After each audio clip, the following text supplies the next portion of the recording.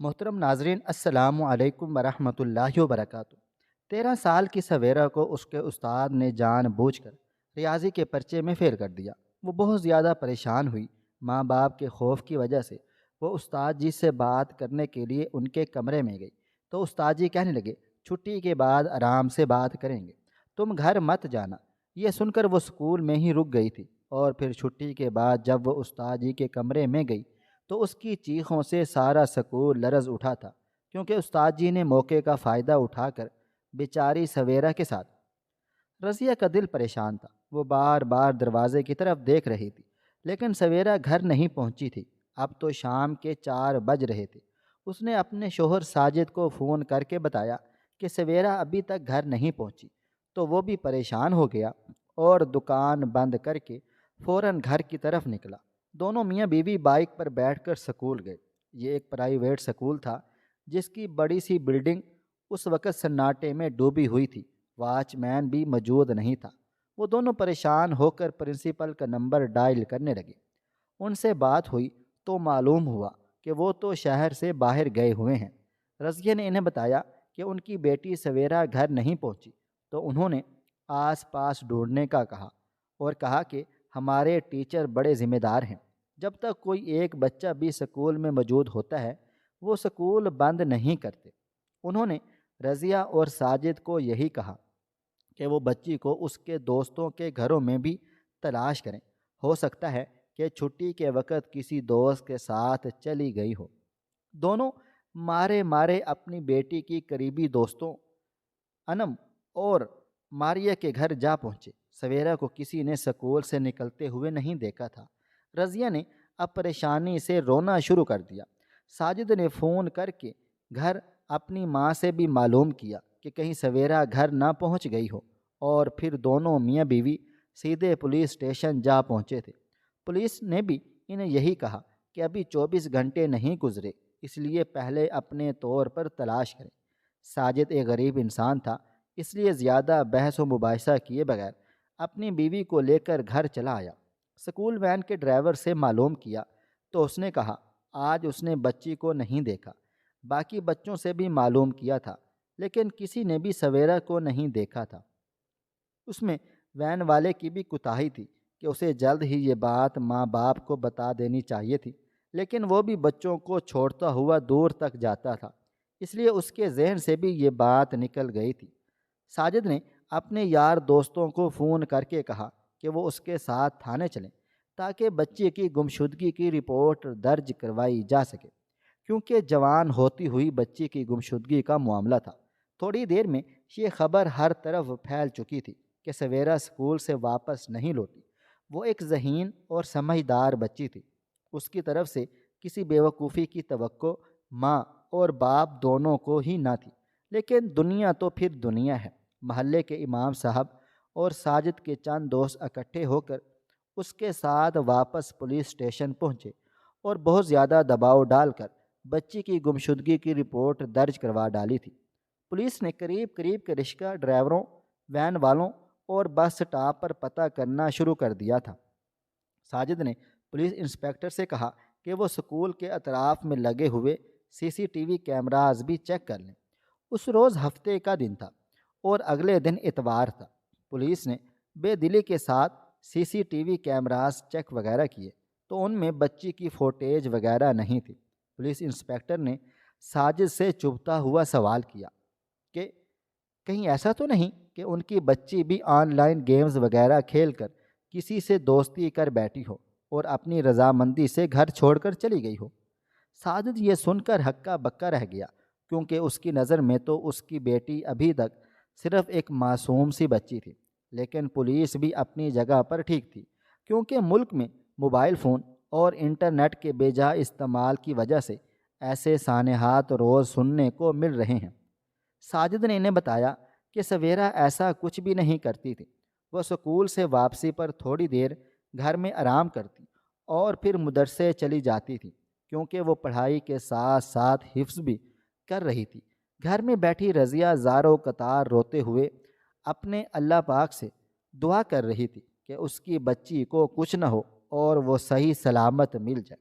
وہ بار بار اپنے خامن سے کہہ رہی تھی کہ پولیس والوں سے کہو کہ ایک بار سکول کو بھی چیک کروا لیں۔ ساجد بھی بار بار انسپکٹر سے یہی بات کہہ رہا تھا۔ رات بہت زیادہ ہو گئی تھی، اس لیے پولیس انسپکٹر نے ساجد کو گھر واپس بھیج دیا اور کہا کہ صبح کو وہ پھر سے بچی کی تلاش کا کام شروع کر ڈالیں گے۔ اگلے دن اتوار تھا۔ ساجد نے پرنسپل کو ایک بار پھر فون کیا اور روتے ہوئے تقریباً اس کی منت سماجت کر ڈالی کہ سر پلیز ایک بار ہم اپنی تسلی کے لیے سکول کھول کر دیکھنا چاہتے ہیں۔ تو پرنسپل صاحب نے بھی تعاون کیا اور سکول کے چوکیدار کو فون کر کے سکول پہنچنے کا حکم دے دیا تھا۔ صبح 11 بجے کے قریب ساجد پولیس انسپکٹر کے ساتھ پاس وہاں جا پہنچا، جس نے اپنے چند اہلکار ساجد کے ساتھ بھیج دیے اور سکول کے چوکیدار نے سکول پہنچ کر سکول کا تالا کھول کر ان لوگوں کو سکول میں بچی کو ڈھونڈنے کی اجازت دے دی۔ وہ کہہ رہا تھا کہ اس نے چھٹی کے بعد ایک ایک کلاس میں جھانک کر دیکھا تھا اور ساری کلاسز خالی تھیں۔ سکول 2 منزلہ عمارت پر بنا ہوا تھا اور یہاں پر انٹر تک تعلیم کا انتظام تھا۔ سبھی کلاس روم چیک کر لیے گئے۔ اب باری پرنسپل کے دفتر کی تھی۔ جانے کیوں ساجد کو محسوس ہو رہا تھا کہ اس کے قدم کچھ بھاری سے ہو گئے ہیں۔ بچے کی گمشدگی کی اطلاع پورے علاقے میں پھیل چکی تھی، اس لیے یہ خبر اس کے استادوں تک بھی جا پہنچی۔ بچی کے ریاضی کے استاد دانش علی بھی سکول پہنچ گئے تھے۔ وہ ساجد کے ساتھ دکھ اور افسوس کا اظہار کر رہے تھے اور انہوں نے ساجد سے کہا کہ وہ بھی بچی کو ڈھونڈنے میں ان کی مدد ضرور کریں گے۔ دانش علی ایک پڑھا لکھا نوجوان تھا جسے سکول کی انتظامیہ نے اس کی اعلیٰ تعلیم کی وجہ سے ریاضی کے لیے استاد مقرر کیا تھا۔ پولیس نے چوکیدار سے کہا کہ وہ اسٹاف روم بھی کھول کر دکھا دیں۔ یہ بات سن کر دانش علی کے چہرے کی رنگت کچھ اڑ سی گئی تھی، لیکن وہ ہر ممکن کوشش کر رہا تھا کہ کوئی بھی اس کی حالت پر غور نہ کرے۔ اسٹاف روم بھی چیک کر لیا گیا۔ پولیس کی ٹیم بھی ناکام اور مایوس نظر آ رہی تھی۔ ابھی دانش علی نے سکول میں لگے ہوئے سی سی ٹی وی کیمراز کی طرف دیکھ کر سب انسپکٹر حسن علی سے کہا کہ ہمیں سی سی ٹی وی کیمراز کی فوٹیج بھی چیک کرنی چاہیے۔ اس سکول کے کمپیوٹر آپریٹر کو کال کر کے بلا لیا گیا تھا۔ اس نے سارے سکول کے کیمروں کی فوٹیج چیک کروانے میں پولیس والوں کی مدد کی، لیکن کہیں سے بھی کوئی سراغ نہیں ملا۔ گیٹ پر لگے ہوئے کیمرے میں بھی سویرا کے باہر نکلتے ہوئے وقت کی فوٹیج نہیں تھی۔ ساجد یہ سب کچھ دیکھ کر ہمت ہار چکا تھا اور روتے ہوئے اللہ تعالیٰ سے یہی دعا کر رہا تھا کہ اس کی بیٹی جہاں بھی ہو زندہ سلامت مل جائے۔ وہ لوگ سکول سے واپس نکل رہے تھے، جبھی چوکیدار کی نظر پرنسپل آفس کے برابر میں بنے ہوئے اسٹیشنری روم کی طرف پڑی، جس میں قیمتی چیزیں رکھی ہونے کی وجہ سے اس پر کافی بڑا اور بھاری تالا لگا ہوا تھا۔ اس کی چابی صرف پرنسپل کے صاحب کے پاس ہی ہوتی تھی۔ چوکیدار نے اپنے سر کو جھٹکا اور سوچا کہ یہاں پر کیا ہوگا جب پورے سکول میں ہی بچی نہیں ملی۔ ہو سکتا ہے بچی سکول سے باہر نکلی ہو اور کسی حادثے کا شکار ہو گئی ہو۔ ریاضی کے استاد دانش علی نے ساجد کو گلے لگا کر خوب سارا حوصلہ دیا اور بچی کے لیے نئے خواہشات کا اظہار کر دیا تھا۔ دانش علی کے چہرے پر ایک عجیب سی چمک تھی۔ سب لوگ سکول سے نکلے تو چوکیدار نے دوبارہ سے سکول کو لاک کر دیا تھا۔ پولیس اب نزدیک کے ہاسپٹلز میں بھی بچی کی موجودگی چیک کر رہی تھی۔ دیکھتے ہی دیکھتے اتوار کا دن بھی گزر گیا تھا۔ اگلے دن پیر کی صبح کو رکشہ ڈرائیور حامد منہ اندھیرے اپنے بچوں کی روزی تلاش کرنے کے لیے گھر سے نکلا۔ اس کی عادت تھی کہ وہ سبزی منڈی جانے والے راستے پر جا کر کھڑا ہو جاتا، کیونکہ وہاں سے اکثر اسے سواریاں وغیرہ مل جاتی تھیں۔ کچھ مزدور جو سبزی منڈی مزدوری کرنے کے لیے جانا چاہتے تھے، وہ صبح سویرے اس موڑ پر جا کر کھڑے ہو جاتے۔ اس موڑ کے بالکل نزدیک ہی کچرے کا ڈھیر لگا ہوا تھا۔ عام طور پر اس جگہ کو کچرا کنڈی کہا جاتا تھا۔ حامد اپنے رکشے کو کھڑا کر کے اس پر کپڑا مارنے لگا۔ جب ہی اس کی نظر کچرا کنڈی میں پڑے ہوئے ایک بہت بڑے شاپنگ بیگ پر پڑی تو ایک بار حامد نے سر جھٹک کر اپنے کام کو جاری و ساری رکھا تھا، لیکن جب اس کی نظر وہاں پر پھرنے والے آوارہ کتوں کی طرف پڑی تو اس کے دل میں ایک عجیب و غریب سی انہونی کا خدشہ جاگا تھا، کیونکہ کتے اس شاپنگ بیگ کو بھنبوڑ رہے تھے، جیسے اسے کھولنے کی کوشش کر رہے ہوں۔ اسی وقت حامد کی پہلی سواری، چچا نواز، جو اپنی دکان کے لیے صبح سویرے سبزیاں لینے منڈی جاتا تھا، پہنچ گیا۔ انہیں بھی یہاں کچھ دیر کھڑا ہونا تھا تاکہ رکشے میں دوسری سواریاں بھی سوار ہو سکیں۔ حامد نے چچا نواز کو کچرا کنڈی میں پڑے ہوئے اس شاپنگ بیگ کی طرف متوجہ کر کے کہا، چاچا، جب میں یہاں آ کے کھڑا ہوا ہوں تب اس شاپنگ بیگ پر نظر پڑی۔ پتہ نہیں کسی نے کیا پھینکا ہوا ہے، لیکن کتے بار بار اس کی طرف جا رہے ہیں اور بیگ کھولنے کی کوشش کر رہے ہیں۔ چچا نے بھی چونک کر اس کی طرف دیکھا اور پھر حامد سے کہنے لگے، بیٹا چلو چل کر دیکھتے ہیں، آج کل حالات کا کوئی بھی بھروسہ نہیں ہے، آئے دن کوئی نہ کوئی حادثہ ہوتا ہی رہتا ہے۔ اور وہ دونوں جا کر شاپنگ بیگ کو دیکھنے کی کوشش کرنے لگے تو انہیں یہ دیکھ کر بہت بری طرح سے جھٹکا لگا تھا کہ وہ شاپنگ بیگ کسی انسانی وجود کو اپنے اندر سمیٹے ہوئے ہے، کیونکہ شاپنگ بیگ سے کسی انسان کی جسمانی ساخت کی نظر آ رہی تھی۔ ان دونوں نے ارد گرد نظر دوڑائی اور واک کرتے ہوئے دو نوجوانوں کو بلا لیا۔ ان چاروں نے مل کر جب شاپنگ بیگ کو کھولا تو یہ دیکھ کر ان کی نظریں شرم سے جھک گئی تھیں کہ اس شاپنگ بیگ میں ایک کم عمر لڑکی کا زخمی وجود بڑی بے رحمی کے ساتھ باندھ کر پھینکا گیا ہے۔ اس کی حالت دیکھ کر صاف ظاہر تھا کہ اس کے ساتھ کیا سے کیا سلوک کیا گیا ہے۔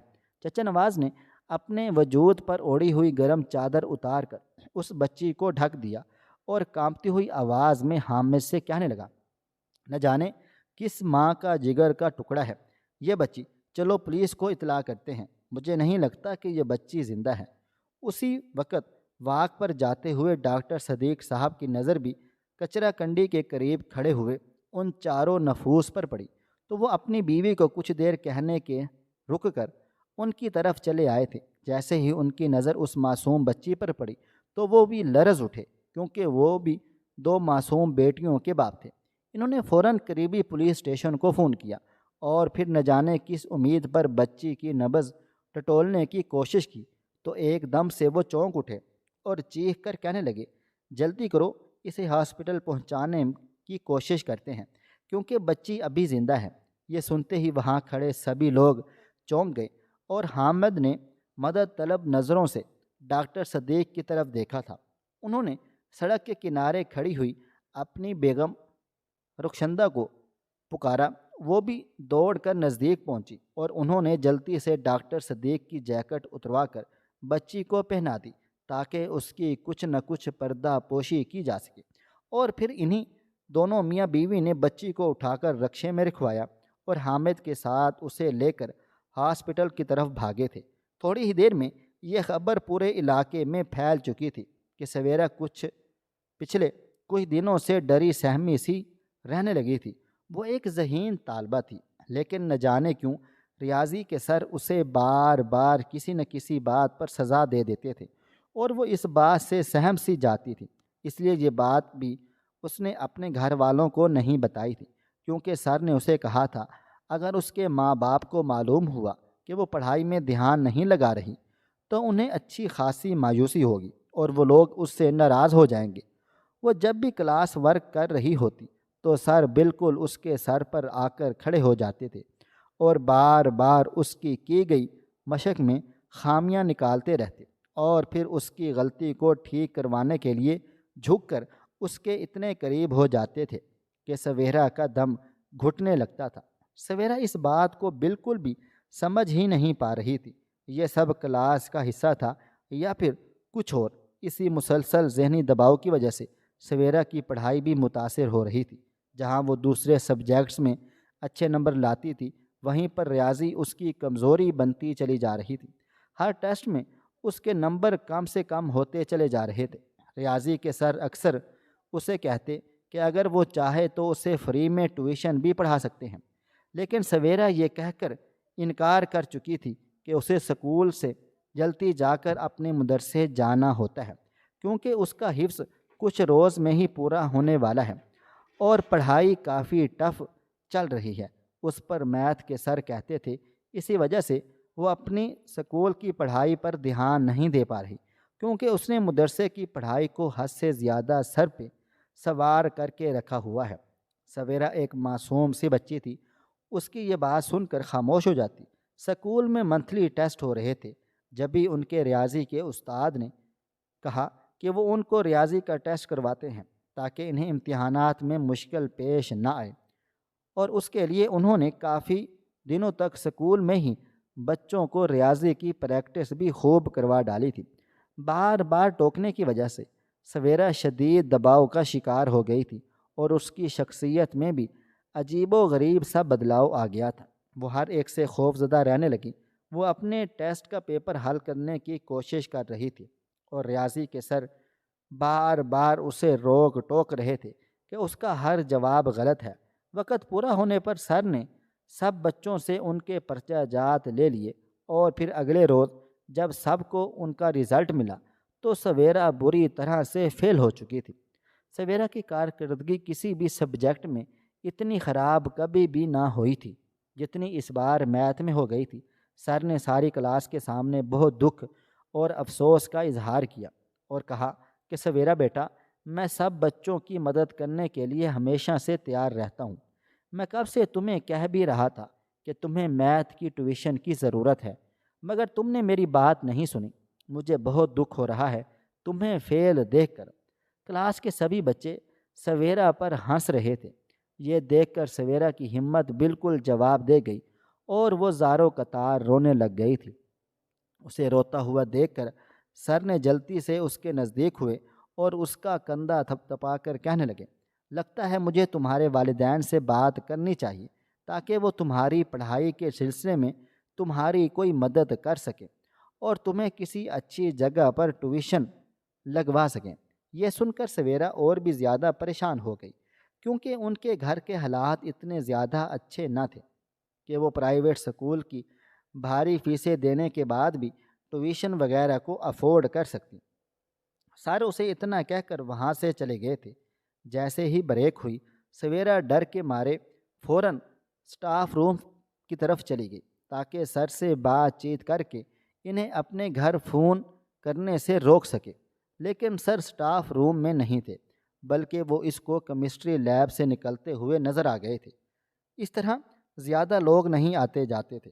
سر اسے دیکھ کر مسکرانے لگے، پریشانی سے ان کی طرف دیکھ کر کہنے لگی، سر میں بہت زیادہ محنت کر کے میتھ کی تیاری کروں گی، لیکن پلیز سر آپ میرے گھر فون مت کیجیے گا، کیونکہ میرے ابو جان ایسا سن کر پریشان ہو جائیں گے۔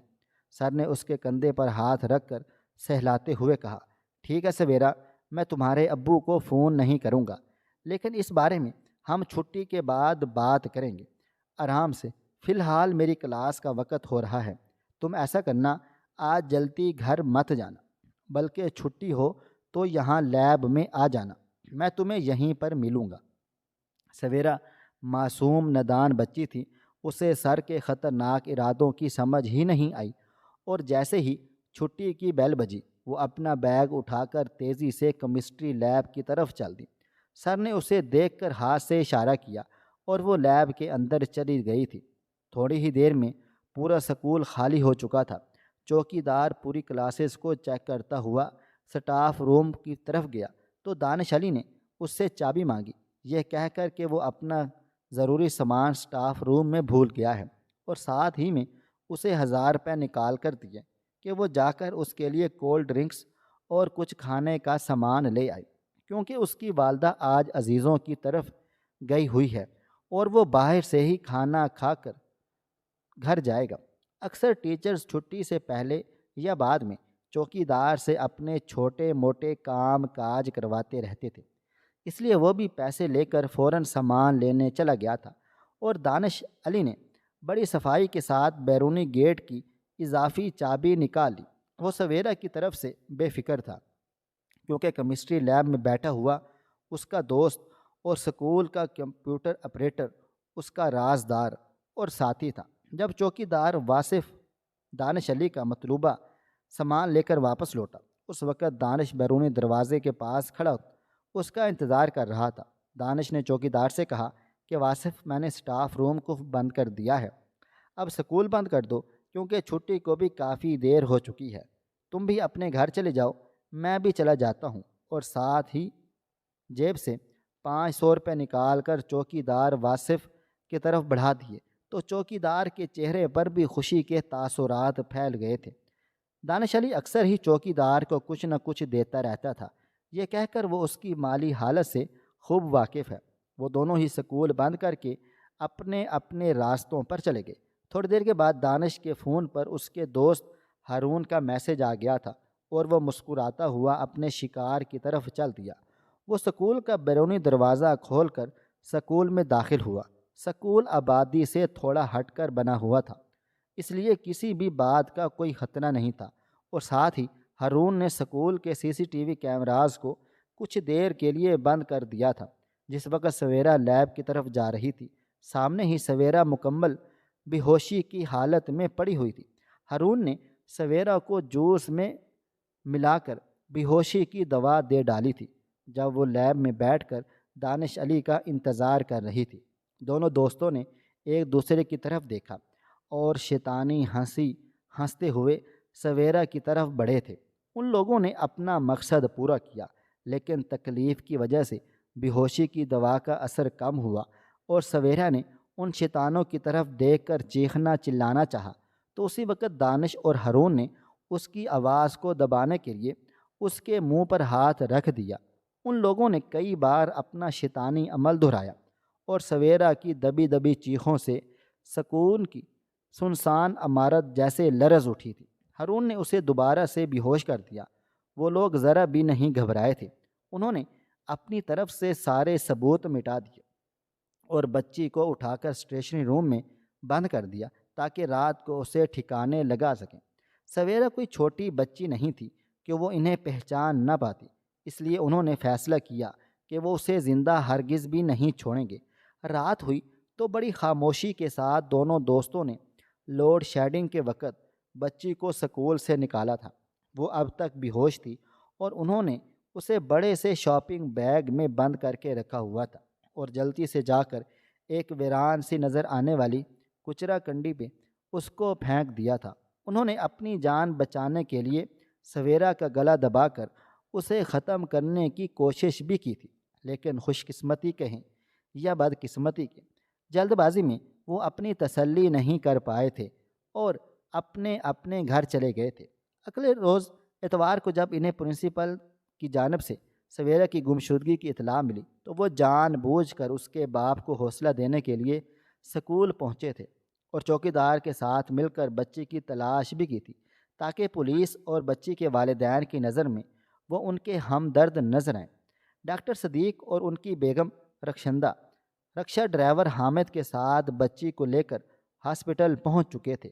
ڈاکٹر صدیق اسی علاقے کے جانے مانے ڈاکٹر تھے، اس لیے ان کے کہنے پر بچی کا فوراً علاج شروع کر دیا گیا۔ پولیس ہاسپٹل پہنچ چکی تھی۔ جب بچی کو دیکھا گیا تو پولیس کو معلوم ہو گیا کہ یہ وہی بد نصیب بچی ہے جسے اس کے ماں باپ ڈھونڈتے پھر رہے ہیں۔ پولیس والوں نے فوراً ہی ساجد کو اطلاع دی تو رضیہ اور ساجد روتے پیٹتے ہوئے ہسپتال کی طرف بھاگے تھے۔ معصوم سی سویرا کی حالت بہت زیادہ بری ہو چکی تھی، لیکن یہ اس کی خوش قسمتی سی کہ اسے طبی امداد مل گئی اور 10 گھنٹے کے بعد اسے ہوش بھی آ گیا تھا۔ شدید قسم کے ذہنی صدمے سے کا وہ شکار ہو گئی تھی۔ ڈاکٹرز نے پولیس اور اس کے ماں باپ کو اس سے کچھ بھی پوچھنے سے منع کر دیا اور کہا کہ جیسے ہی اس کی حالت کچھ سنبھلے گی انویسٹیگیشن تب ہی کی جائے گی۔ بچی کا میڈیکل ہوا، بچی کے ساتھ ظلم ہوا تھا، یہ رپورٹس میں ثابت ہو گیا۔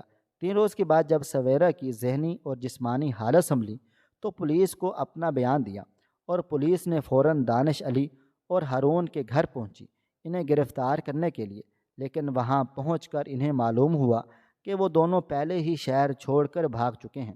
اخبارات میں یہ خبر چھپ چکی تھی، اس لیے پولیس کے اعلیٰ احکام بھی حرکت میں آ گئے تھے۔ شہر کے معززین اور اہل محلہ اکٹھے ہو کر ساجد کے ساتھ کھڑے ہوئے تھے۔ پولیس نے سکول کے پرنسپل اور چوکیدار کو بھی اپنی حراست میں لے لیا تھا اور دونوں مجرمان کی تلاش میں جگہ جگہ چھاپے مارے چلے جا رہے تھے۔ 2 روز کے بعد ایک خفیہ اطلاع پر پولیس نے قریبی شہر میں چھاپہ مار کر دونوں کو ایک ساتھ گرفتار کر لیا تھا۔ بچی کے ماں باپ کا کہنا تھا کہ وہ ان ظالموں کو کبھی بھی معاف نہیں کریں گے اور انہیں کڑی سے کڑی سزا دلوائیں گے۔ پولیس انسپکٹر کو بھی ان دونوں پر بہت زیادہ غصہ تھا، اس لیے انہوں نے دانش علی اور ہارون کو گرفتار کرتے ہی ان کی اچھی خاصی مرمت کی۔ باقی بچوں کے والدین بھی اس موقع پر ساجد اور رضیہ کے ساتھ کھڑے ہوئے تھے، کیونکہ سبھی کو اپنی اولاد پیاری تھی۔ اگر اسکول اور کالجوں میں بھی بچے اور بچیاں درندوں سے محفوظ نہیں تو پھر اور کس پر بھروسہ کیا جا سکتا ہے؟ مجرمان کے خلاف تحقیقات کا آغاز ہوا تو انکشاف ہوا کہ وہ 9th اور میٹرک کے بچوں کے ساتھ بھی غلط حرکات کی کوششیں کر چکے ہیں اور انہیں بلیک میلنگ کے ذریعے اس بات پر مجبور کرتے ہیں کہ وہ ان کی شیطانی خواہشات کو پورا کریں۔ پرنسپل کی ضمانت ہو گئی، چوکیدار بھی اس معاملے میں ملوث نہیں نکلا تھا۔ سویرا کی ذہنی اور جسمانی حالت کافی زیادہ متاثر ہو گئی تھی۔ ڈاکٹرز نے سویرا کے ماں باپ کو مشورہ دیا کہ انہیں اپنی بچی کو ہر قسم کے ذہنی دباؤ سے دور رکھنا ہوگا، اس لیے سویرا کا اچھے سے اچھا علاج جاری تھا۔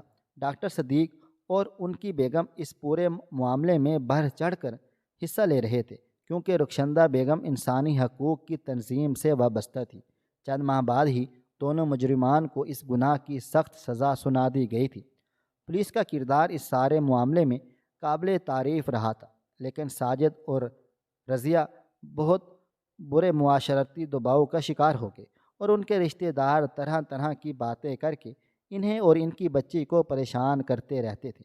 یہ دیکھ کر ڈاکٹر صدیق نے انہیں یہ شہر چھوڑنے کا مشورہ دے ڈالا اور ساجد کے لیے اپنے چھوٹے بھائی سے کہہ کر دوسرے شہر میں روزگار مہیا کروا کر اس کے پورے خاندان کو دوسرے شہر میں شفٹ کر دیا تھا۔ شہر چھوڑ کر آ جانے سے دنیا کی تلخ باتوں سے تو پیچھا چھوڑ گیا، لیکن سویرا ہر وقت ڈری سہمی اپنے گھر میں بند رہتی تھی۔ اس کے ماں باپ نے اسے بہت سمجھایا کہ وہ دوبارہ سے اپنا تعلیمی سلسلہ شروع کر لے، لیکن وہ بہت بری طرح سے خوف زدہ ہو چکی تھی، ڈر چکی تھی۔